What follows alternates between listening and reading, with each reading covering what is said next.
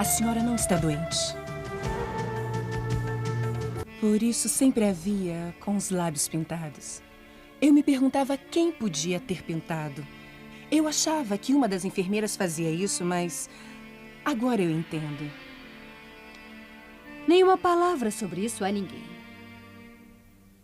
Eu pagarei muito bem, só para que você guarde o meu segredo.